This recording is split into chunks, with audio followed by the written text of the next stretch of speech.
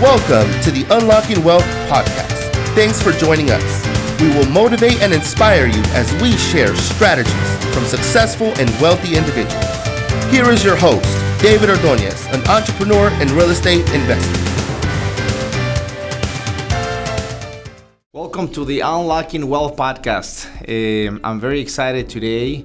I have a couple that are very good friends of mine and they have an amazing story.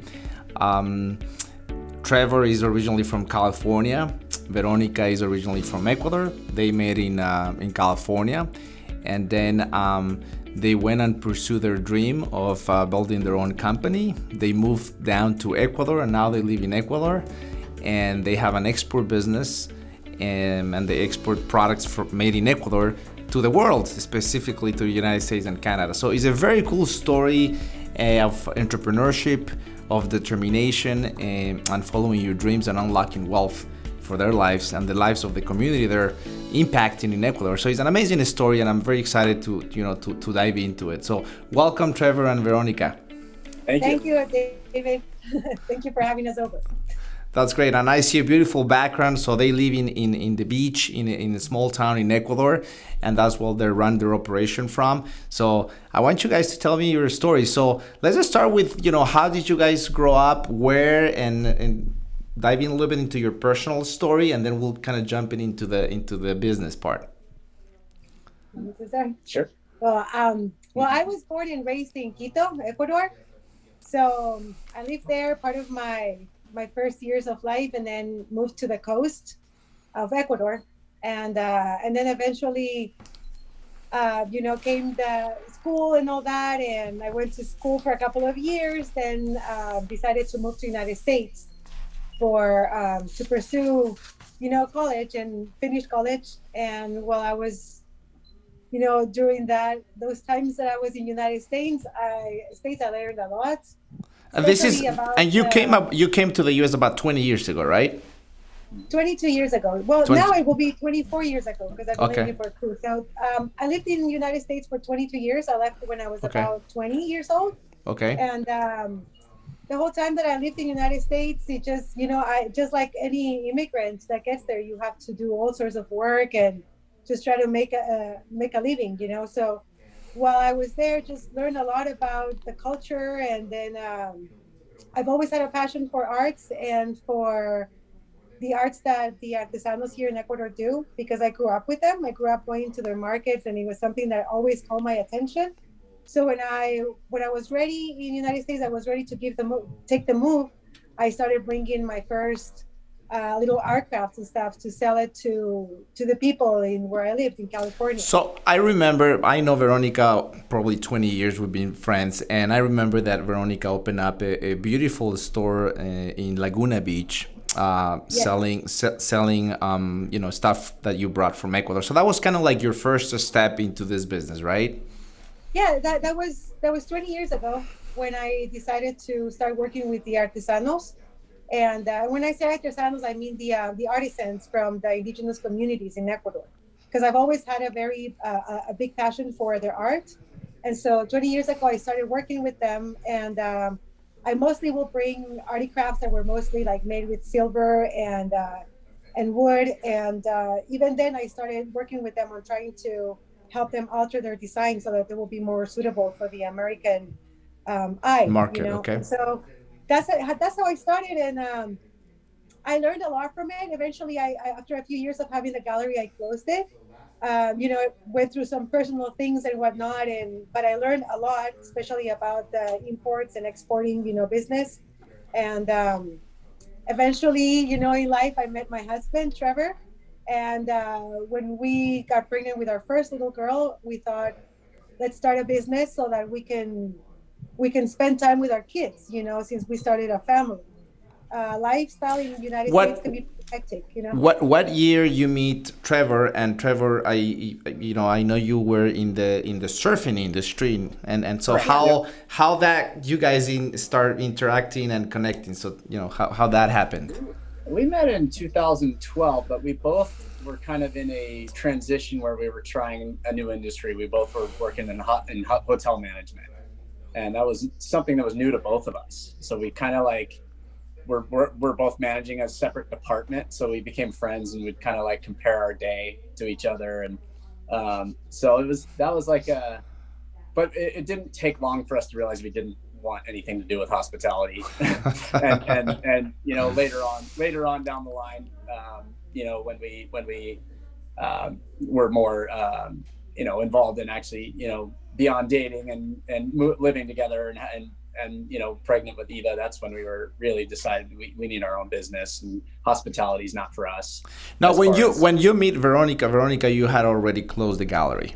You were kind of, shut down the gallery. I closed the gallery. Okay. Yeah. Okay. So while I was doing the gallery 20 years ago, he was working in the surf industry. Okay. And maybe you want to tell them a little bit about what you were doing. Tell us a little bit about you, Trevor. Okay. I grew up in what used to be a small town of Dana Point, California. It used to be like a small surf town, and it's got a beautiful harbor, and everybody knew everybody. One high school, one grade school. Went to the same school with a lot of the kids that I've known my whole life, and just was a really neat small town back then. Now it's grown a lot, and I grew up in the surf community. And I grew up in a surf shop when I was a kid, and then it eventually became my first job. And but luckily enough, that same little tiny surf shop, years later, we had launched an e-commerce brand, and that e-commerce brand ended up turning into the second largest in the industry. There was another company called Swell.com, and we were second behind them. Our company was called Board Shorts Superstore. We were, selling 200 to 300 pairs of board shorts a day. We were doing $8 million a year in business. And so that was where I basically learned, from working in a brick and mortar retail store into building an e-commerce business, from the ground up. I was right there along the two owners for the entire growth of that business up until we sold it to O'Neill Sportswear. So that was kind of my background, and then I worked a few more years doing some consulting stuff, type of work in the surfing industry, and then but it was another thing where I felt like unless you're the owner, you kind of hit a correct. You kind of hit a ceiling there. Yeah. You hit a ceiling, and that's what you're going to make. And, I really felt that need to do something of my own or of our own. Now, what's amazing is that you, with your experience, e-commerce and in the business side, obviously you partnered not only in life, but in business with Veronica, where she has the experience with the artisans in Ecuador, the connections about all the product. And so you guys connect, you guys start talking about this idea. So how Little Amigos becomes from an idea actually a reality? Well, we, when we were working in hospitality, we had crazy schedules. And then when we had our first kid, we realized that we couldn't see each other ever because life was so expensive back in California that he had to have two jobs. I had to have a job, have the kid. And so one day, we just said, hey, I told Trevor, I'm like, I don't want to live like this anymore, and it just feels like our lives are like, sucked in into the system. Yeah. It's like we're so sucked into the system. Stuck in the system. We're stuck in the system. We never see each other. This is not the lifestyle that we wanted, and so we, so we thought to ourselves, hey, let's just start bringing, because now we had a little girl. She had a few like little ponchos and sweaters made by the artisans that I used to work with. Okay. And our little nephew always had that, and everybody in the park would be like, oh, those are great ponchos, those are great sweaters. So I told Trevor, I said, you know what? Let's get back to my artesanos that I know, and let's see if they can sell us some of these stuff, and let's start like seeing what happens, with the market. So we came here to Ecuador on a road trip, and Trevor had his two surfboards, and we had no money left because we were done with our trip. And so we sold the two surfboards, and with the money that we got, we invested on the ponchos and the That's sweaters. great. That's great. That's So, I love that. I love I traded one lifestyle for another. so we came back home to California, and I called a few friends, and I was like, "Hey, girls, I've got these really cute things," and we had a small little party at home, and we sold everything. And so when we sold everything, then I found out about this little street fair that used to happen every weekend where we lived. And so I called and I applied. And so with the money that we made from selling the ponchos, we bought the easy tent, the easy up tent, yeah, and a couple and then that's how we started, like everything that we will sell, we will reinvest. Okay. And the really cool thing is that the more we were growing and selling, people were getting to know us more. So then we decided to come up with a brand. And that's when we really got serious and we started, pushing the brand, and we started going to every single little street fair that we could find around. And then we started meeting a few stores and a few designers. And then we realized, because I love art, so I decided to start putting more of my artistic background into it.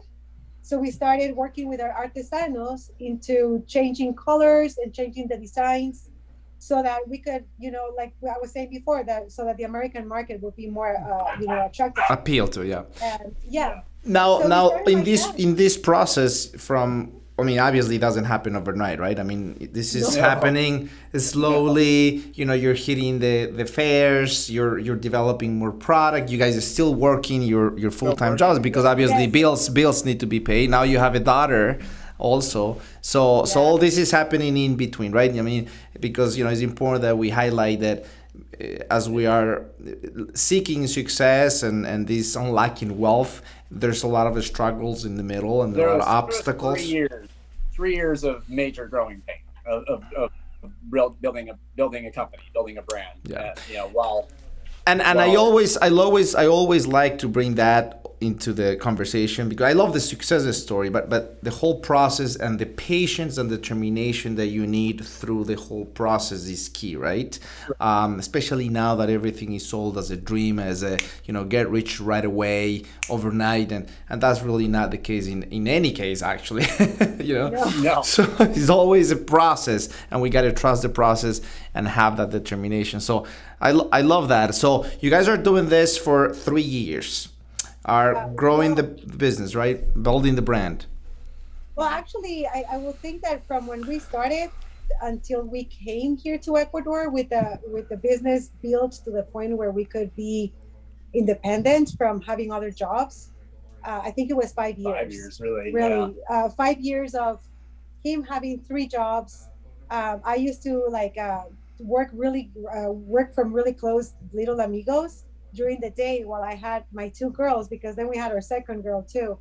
And then I was working as a waitress at night, and he was working as a bellman, as a valet, as a waiter, and then on the weekends I will go to do the shows. And it was it's when people tell us, wow, you guys have a wonderful lifestyle, and you guys found the best product, and we're like, not really. Like I have to say that it's not really the products that you find, it's really the consistency and the effort that you put into it, because you can try many businesses, but if you don't put the effort and the consistency and the hard work, really hard for it to and there were days where we cried, literally. Because we were so tired and having to do so many crazy things just to, and when we started going to bigger fairs like trade shows, that was a big step for us, because it was much more money to put into the business. Much bigger investment. But we knew that we had to. So now you're still in the US. You're still in the US at this moment, right? I mean, you're still working this business for 5 years, going to fairs, growing your customer base, obviously through the struggles and everything that obviously launching a business brings. But at this moment, you're still in the US, in California, high cost of living, still hard to to make it happen. But now, when is that click? What if we go to Ecuador and we move the whole thing down there? It kind of was, I guess, kind of what happened is we did we did a trade show in Las Vegas in 2019 and acquired, probably 20 to 25 stores that started buying from us. And we got to the point where what we were warehousing in California wasn't enough to fill the orders. So we were doing a lot of drop shipping directly from the artisans here in Ecuador. And the more we grew and started getting larger orders, the more we were drop shipping from Ecuador. And we started realizing, wait a minute, the merchandise is coming from Ecuador anyways. So that's when we kind of started looking into like the possibility of moving there, because we'd always thought about it. We'd always visited here and loved it and wanted, and had always had the idea of moving here. So it wasn't like in an instant. It was just kind of like the more the business went to in the direction of selling more to retailers, and the more that our business grew into larger orders that were being filled directly from Ecuador, it made it more apparent that it was possible. Okay. Yeah. So at that moment, the idea of maybe going to Ecuador and running the operation from Ecuador becomes an active idea, and you guys are starting to think about that. Now, I just want to go back to what you, Vero, was saying. How important was for you guys that mindset, that tenacity of continuing, right? Because I always believe that everything starts in the mind, and then everything else just follows. So how important was that mindset for you guys? Well, I think that in my case, it's something that it's like in my head, and no matter what, I was like, no, we're gonna continue, because there were times that we would go to a show and we wouldn't sell anything, and so all the investment was like, and then we will obviously go into an argument, a discussion, like it's your fault, no, it's your fault, and there were many times when we were like, okay, forget this, but I've always had this passion for this. I don't know, and so I've always been like, no, let's keep going, and he will be like, all right, let's keep going. And our first show in Vegas, it was crazy because we really had, by the time we got to Vegas, we had zero money because we had invested everything in the show. But that's how much I believed in it. And actually, I remember that we saw you that time. Yeah.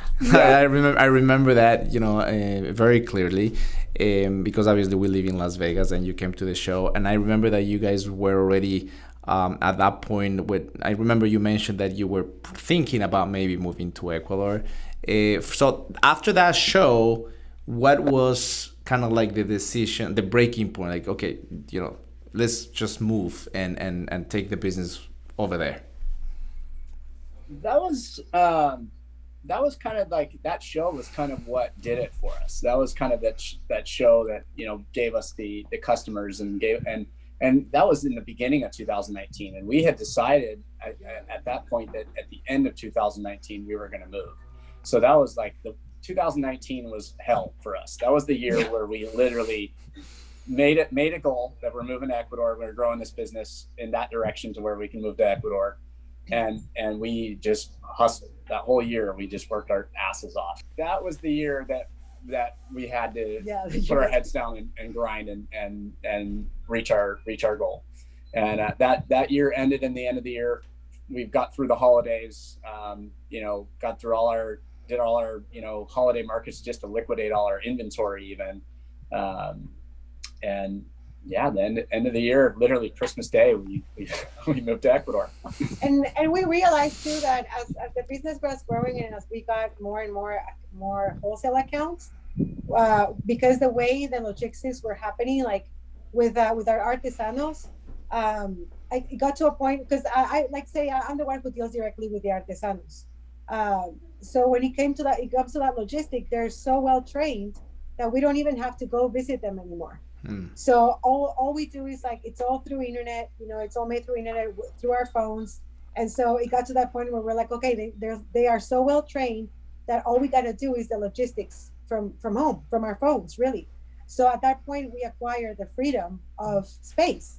Like, it doesn't matter where we are, we can work. I can be in Greece and I can be telling my artisanos, hey, we have this huge shipment going to Miami. Yep. And so that was really the point, that point where we were like, okay, we're ready. because we were not going to move here to where the artisanos live. Also, it was not that we were moving there. That's We the other thing. wanted We to live come 9 to the hours beach. away. Yeah. Yeah, we wanted that lifestyle where we were going to live on the beach, and we could have the lifestyle that we have always wanted, and we could do the logistics from our phone. Correct. And that's exactly what we did. And now just for the listeners, so Vero and Trevor live on the ocean by the beach, and the artisans are in the middle of the country by the mountains. So it's still like 9 hour drive from where the artisans are to where you guys are. So and you still obviously are able to manage the business remotely, which is that's I think key when you say about that freedom that you guys have, that you guys can manage the business anywhere, because you're really just drop shipping the product from the artisans directly to whoever, Miami or Canada. It's definitely a little easier being in the same country, because now we're not literally having the Western Union, cash to our artisans. Now we're here, we can wire money to them more easily, banking here as well. But that's the only aspect that's gotten a little easier. But other than that, it's like she said, we have the freedom to work from anywhere. Now the other thing that I would like to point out, and you guys can tell me a little bit, kind of go deeper on that, and which I think is one of the amazing things about your story and your business, is that obviously you are building and unlocking wealth for you guys, for your family, but at the same time, the impact that you're generating and you're creating in these communities, in these little towns by the Andes, in the mountains of Ecuador, where they have little shops, and now they're making more product and they're growing as you guys are. And I'm sure you guys are creating and unlocking wealth for this community. So it's like a win-win for everyone, right? Yeah, correct. Yeah, that's the one part that for me specifically, I started 20 years ago working with these artisanos. So I know pretty well the community of Otavalo, where and I grew up with them as well, because when I was a kid, we had a ranch right by that community. So on the weekends, we will always go, to the little market to meet up with the artisanos and buy, like little things made by them. And one thing that it always caught my attention since I was a little girl was how people are always bargaining for a better price. And that's something that I used to see my dad always bargain for a lower price. And it always bothered me. I don't know why. It always bothered me because I knew how much work, they me put as into an artist. Yeah, like I know how much it takes to do something like that. And so now living in the United States, I started realizing how much appreciation people had for things that were handmade. Whereas here in Ecuador, people did not have that appreciation, and they're always bargaining for the lower price. So my mission became to help the small indigenous communities to learn how to make their art crafts a little bit more suitable for the American and the European eye, by changing basic things like the colors. Correct. Just by changing the colors. And so like for me, it's amazing to see when I come back into the communities to see the family that I knew used to have a wooden loom where they used to make their textiles. Now they have 3 electric looms, and now they're like, I'm not their only client. Now they have many clients that they're exporting to. And that just fulfills my heart. Yeah, it's very rewarding. A lot of reward. Very, very rewarding. Yeah. And also, to know that the community that we live in right now on the beach is a very small community, and we have built our house here. We're building several projects here, and at the same time, we're able to give work to the community that we live in right now, and that's also very rewarding because you see how they grow. So it's I believe that growing it's a matter of growing together.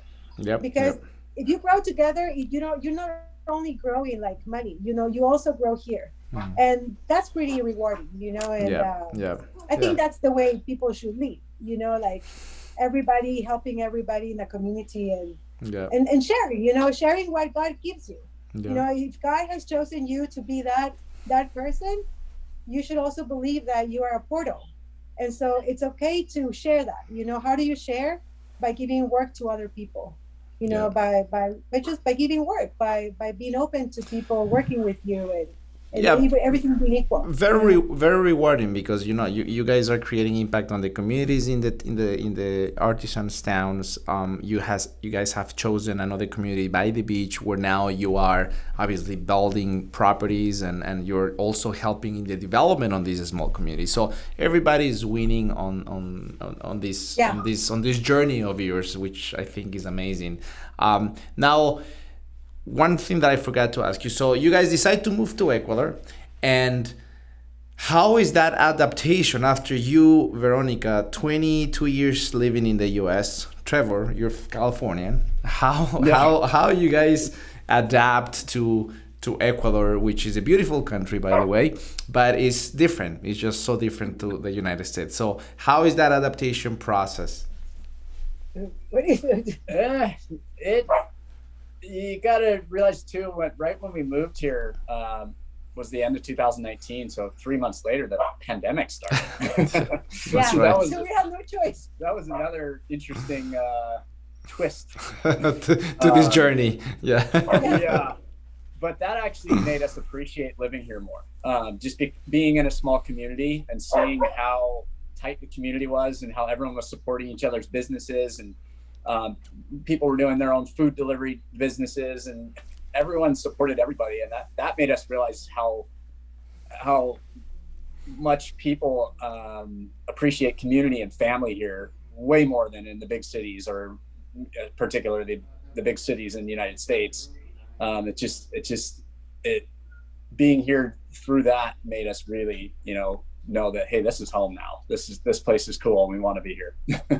Yeah, and that's the lifestyle that you were seeking, right? I mean, you wanted to live in a community by the beach. I mean, I know you love to surf, and probably you guys were just so tired of the craziness of a big city like LA and Orange County. So moving there's the adaptation process, but you guys were seeking that. I mean, you guys were seeking that lifestyle right now. Exactly. I mean, you live in paradise, literally. In front of the ocean. I mean, you work, from where you are, everything remotely. You don't have to be in a space or an office. So I mean, you guys have reached the lifestyle that you guys wanted, right? I mean, that's the beauty of it. Yeah.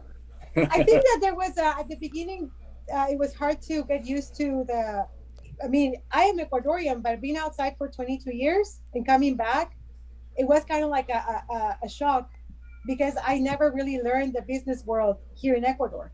My business world, I learned in the United States. So coming here, believe it or not, there were certain words that I couldn't get them. It was in my head. It was like a shampoo of words. He didn't really understand anything at the beginning.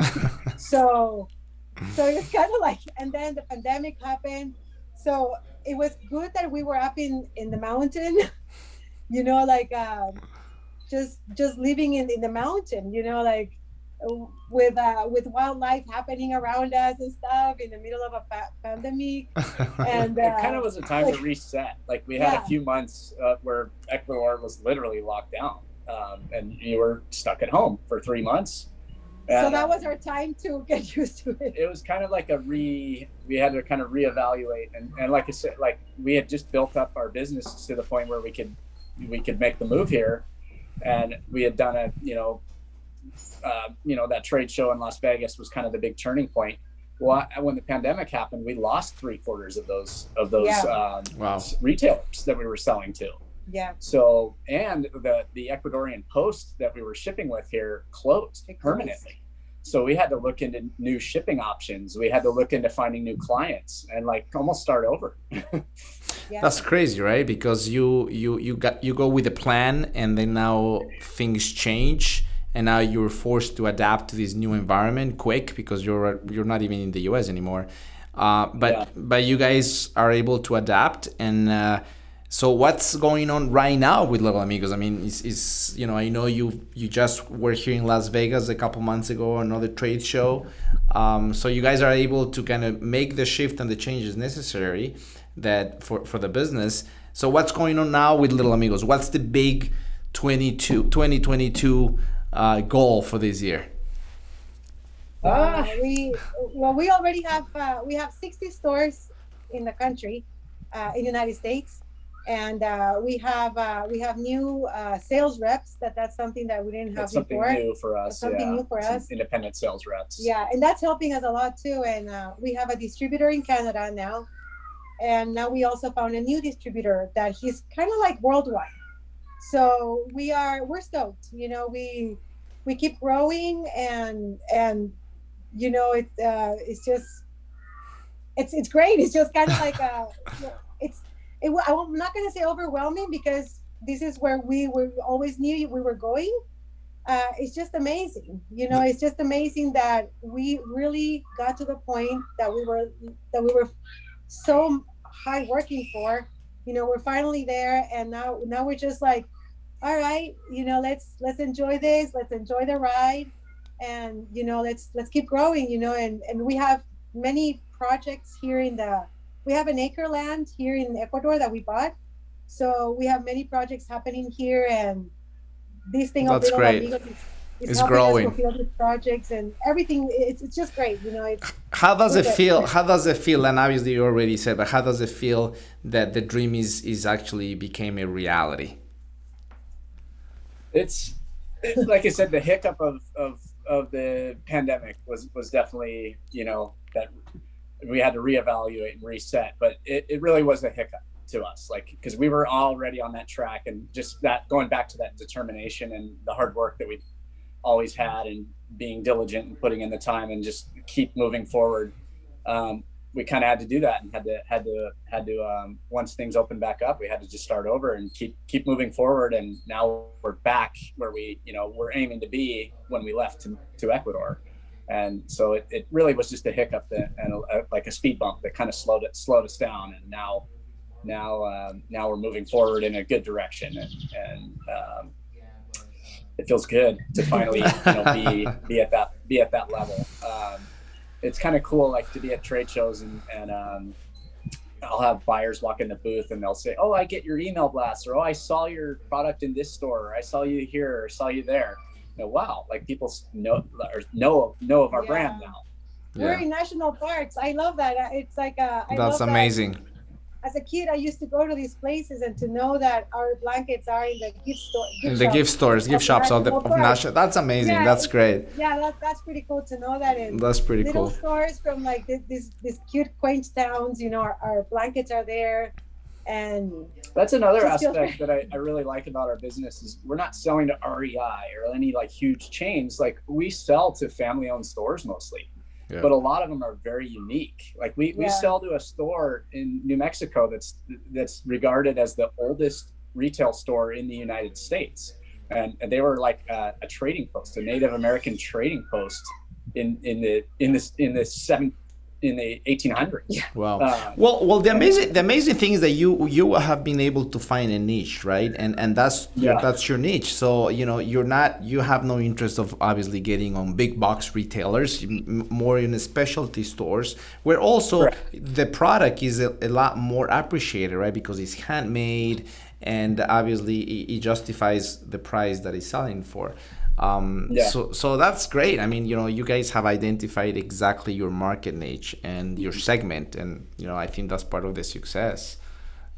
Absolutely. Yeah. Yes. So how do you see? I mean, obviously I don't want to go too technical on it, but regulation, government, obviously in Ecuador is different from United States or Europe or Canada. So what are you guys seeing is something that has contributed to your business or affected either positively or negatively, like government regulations in Ecuador in terms of exporting? Is there any programs that the government support you guys to export product from artisans to the world? Any of that? Well, when it comes to the export part, the one thing that it's been a little bit heavy for us is the shipping part. The shipping costs. We've had to deal a lot with the shipping, even though we're very lucky because Ecuador is one of the few countries from South America that has a free trade deal with the United States. So anything that's there's 5 countries in South America that are part of this treaty, and the reason is because these things are made by indigenous communities. Okay. So when it comes to that part, we have a free trade, so that's amazing because we don't pay high costs, Tariffs. when it comes to the taxes. But one thing that has been a problem is that unfortunately here in Ecuador, like say at the beginning we used to use the postal service of the government, the Ecuadorian postal service, Yep. and even though it wasn't a very great company, like very organized, so you could say, or efficient. it was working for us. It was working for us. And they shut when, down. They shut down the company recently, right? It's so, no so longer one there. of the problems, In the pandemic, they shut it down. so one of the problems we ran into was that they closed that organization, the postal service, and so then we had to go into bigger companies like DHL, FedEx, and those companies are also like they're not new to the country, but because the U.S. Postal Service, the Ecuadorian Postal Service closed, new things had to happen for those companies, so they're learning as well. Okay. And so it's been like a year of back and forth dealing with pricing for shipping. We found also ways of shipping that are cheaper for us, and that's by sending it as a bulk. Okay. So when we send a huge bulk, I'm talking like a ton, 1 or 2 tons. ¿Cómo se tonelada? Tons. 1 kilo. Like a ton. 1 yeah. kilo. So Couple we're kilos. talking, 100 kilos, 1,000 kilos. 1 ton is 1,000. 1,000 kilos. Yeah. So when we're talking about like 1,000 kilos, if you send us a bulk, shipping comes out to be way cheaper, and Correct. even the cost of everything, the cost of because you need customs brokers in the United States to help you clear customs. Correct. Many things. That was a lot of learning for us. Of learning. But we found that that's the easiest way. So now we have a warehouse in Miami. Okay. Because then that way we, believe it or not, with the warehouse in Miami with cutter costs, and we send now, because we've grown so much and we have 60 stores to fulfill. Correct. Now we send bulks of blankets to your distribution in Miami, and from there it goes to the stores. Okay. Yeah. Okay. Awesome. So, that's great. Yeah, so it will be great. Ecuador has an amazing federation. Okay. As a Federación de Cargo. Okay. And they work with all these different companies, and they're really the government is really trying to help small businesses like ours that do exportation. Good. So they're trying to facilitate this, which is really great. The new government is doing a good job. Yeah. But we're getting there. It's good. It's a process. Yeah, and I know also that we have. The Ecuador has a free trade agreement with Europe, so I know that could be another market for you guys to look into it later on. I think that would be great. We're already talking with a few people. That's awesome. But we would love to expand in places like Switzerland, Spain. But yeah, we're getting there. Great. That's awesome. Yeah. What are you? So I always ask this question because as business owners, sometimes we get discouraged because there's obviously obstacles on the way, and we try hard to be constantly motivated and keep pressing forward, and even despite of the obstacles that come our way. What do you guys do for you guys to wake up every morning? And even there's the struggles, there's obstacles. How do you guys, get up? I'm like, you know what? Let's do this again. It doesn't matter. Let's move forward. What how do you guys get that energy? Yeah. I think that I've had those moments where I was like, you know what? I don't want to go to the street fair today. I'm so tired. You know what I mean? And he'll be like, okay, I'm going to go. And then the times where he was like, I'm so tired, I was like, okay, I'm going to go. So I think that's the best, the great thing about us as a team, that nobody's perfect. We all have our ups and downs. And so whenever I've been down emotionally, he's been there, and vice versa. So the business never really stopped. I think that had it only been me, it might have stopped at some point. The days that I was like, I can't do this anymore. Same thing with him. But because we have each other, it's been the business never stopped. You guys are complementing each other. Now that's great. That's amazing. Now that leads to my next question: how hard and how easy is to work together as a couple, as lifetime partners, and obviously business partners? Well, it's got its challenges. I'm pretty easygoing, so I What? She's the boss, right? She's the boss. pretty much, yes. But it is a challenge. I mean, it's I work also with my wife, and when I interview people that do the same, work together, they share a business, it is a challenge. I mean, it's there's so many things and dynamics, and I think is a work in progress, and is it a daily work in progress. Yes. It's a constant work in progress. He doesn't like when I sound like his boss. He hates it, and so now what we've done is really we rented an office, and that's pretty much his office. So we've created spaces between us, so it's kind of like, all right, bye, have a good day at the office. But I think that's key. I think that's key, right? I mean, to have each other separate activities and have your own space, that has worked for us as well. I think that is good because we all need our space, and I think that's very, very healthy that you're doing that. Yeah. And also I think like he loves to surf, so I think that as long as he can do his passion, and we have space from each other, like he goes to work, I stay home with the kids, and then if I go to the office, I go to the office, and then he comes back and stays home with the kids. But during his time, he gets to surf or do whatever he needs to do to be himself, and same with me.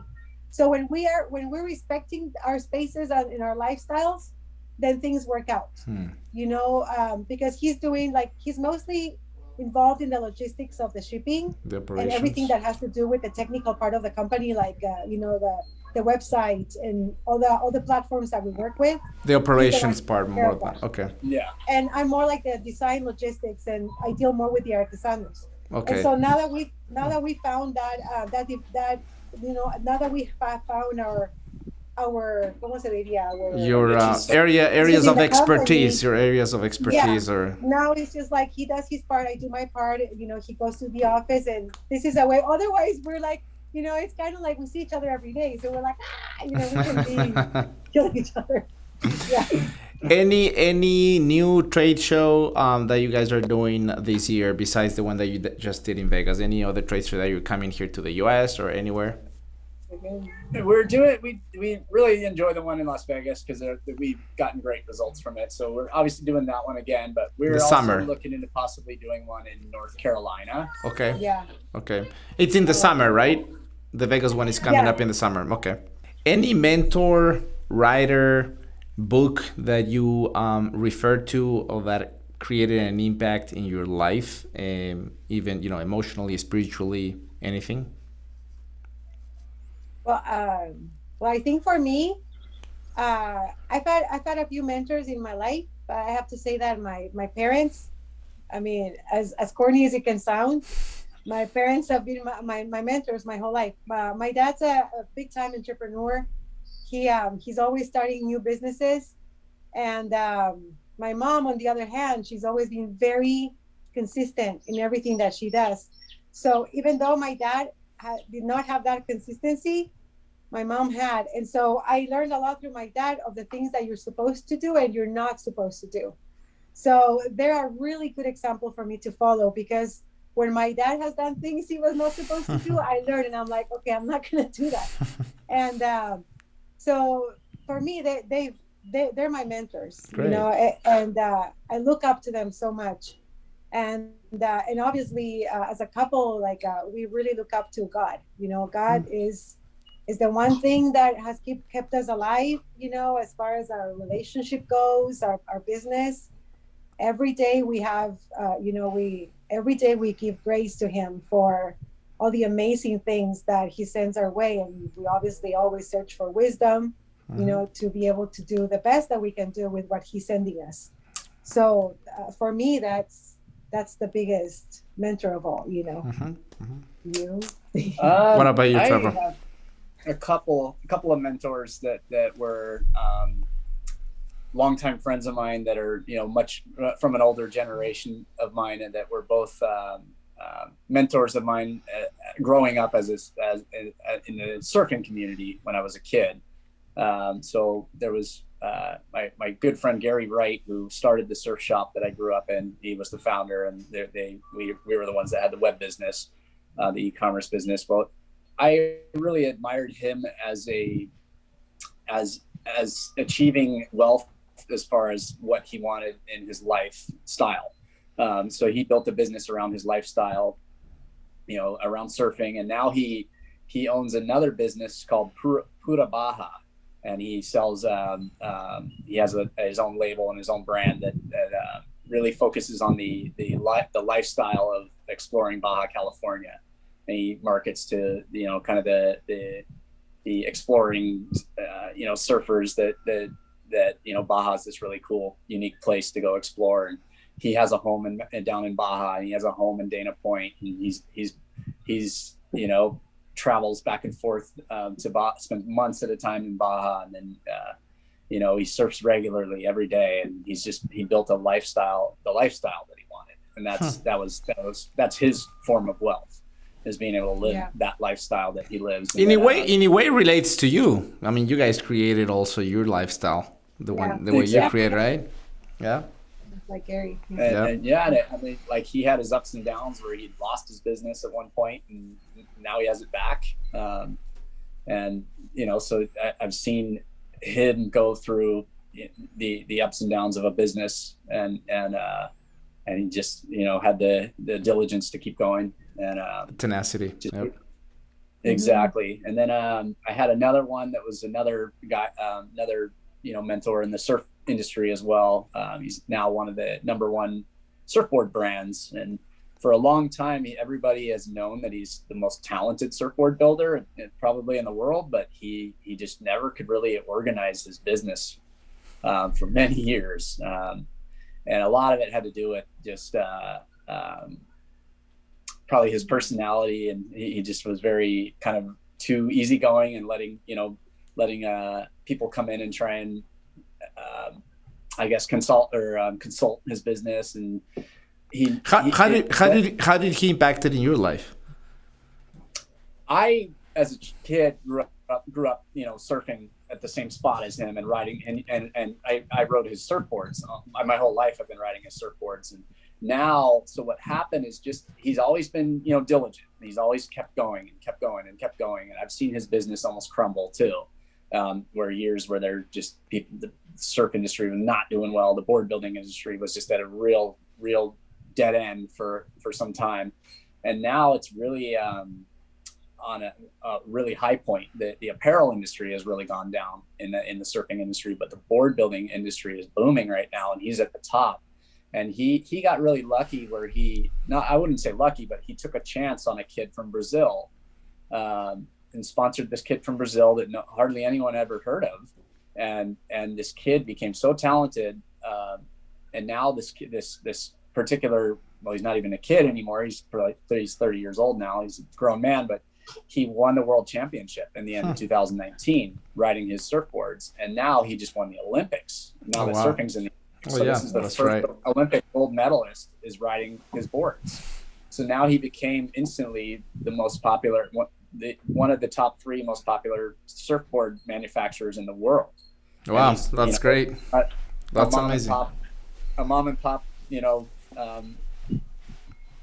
So these two friends of yours, obviously because of their business acumen, have become mentors to you, and you look up to them, and that they keep you, obviously grounded. I'm sure you talk to them, but that's good. I mean, I have also good friends that have businesses, and they usually become also your mentors, right? Because we can share things, and we can see how they have bounce back after the challenges and the obstacles that business and life just presents to us. Any good book that you guys would like to recommend, or any book that comes to your mind? Well, we're not readers. We're not the greatest readers, to be honest with you. With two small kids, you don't get a lot of time. Well, I've never really been a reader, but like I was mentioning to you, and I mentioned it to you a year ago when I saw you too. Yes. There's this one book from this guy called ¿cómo se llama? Tim Ferriss. Yeah, you mentioned Tim Ferriss. Tim Ferriss, and 4-hour work and I have a really good friend who's really good friends with him, and so his name came to me about 15 years ago. About 15 years ago, I heard his name through my friends. And the one thing that I thought was so cool about him is that whatever he wants to do, he puts his mind into it. He finds the technique to do it, and he does it.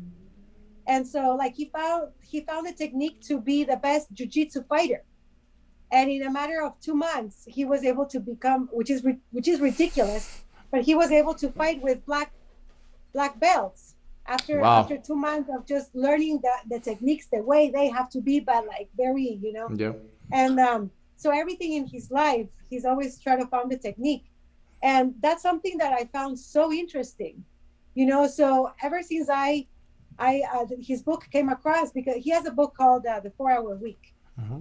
And once again, the 4-Hour Work Week. Yeah, the 4-Hour Week, I think it's called. But the thing about this book is that, once again, you find a technique to make it where you only work 4 hours a week and you live the lifestyle that you want. Yep. So for me, that just like blew my mind away. Now you read this book before you actually moved to Ecuador. Yeah, Yep. as soon as that name came into my head, I went and I got his book, and that always got stuck in my head, so now in everything that I do in life, I'm like, I want to find the technique to do it so I can do it quickly, and really, like, our business, I've always said, like, I want to work the least, but make the most, so that, and it's working really, because we don't really, I think that we probably put like today, I put probably an hour into work, and I'm done for the day, and he's done for the day as well. So this afternoon, we're gonna go surf and have some drinks and enjoy it with friends. Valentine's. And celebrate Valentine's, But so that's pretty much that book is a good book. Yes, no, it is, and I actually read it after you recommended to me, and I really picked up a lot of good things from the book, and I've applied into my business, into my life. So I definitely recommend that book as well. Well, I want to thank you guys for joining me today. I mean, what an amazing story. From California, moving to Ecuador, fulfilling your dream, pursuing your dream. What a journey, impacting communities in Ecuador, impacting the life of others, you guys' life, unlocking wealth for the whole community. I wish you the best on your business, on your growth, not only business, but obviously personally, emotionally, spiritually. And thank you for sharing your amazing story, guys. I really enjoyed the interview. Thank you for having us over. Yeah, thank you for having us over. We're very excited about this. Well, we'll definitely do another one, a follow-up one, to see where you guys are, where Little Amigos is in a year from now. So I look forward to see you guys again. We will love that. Well, I'm sure we'll see you in Vegas in a few months too. Yes, and I'll come visit you in Ecuador too. I'd love to go. I would love to go. We have a room for you here. Thank you, guys. Thank you so much. Thank you, David. Right, It was great seeing you. You take care. Bye-bye. Bye.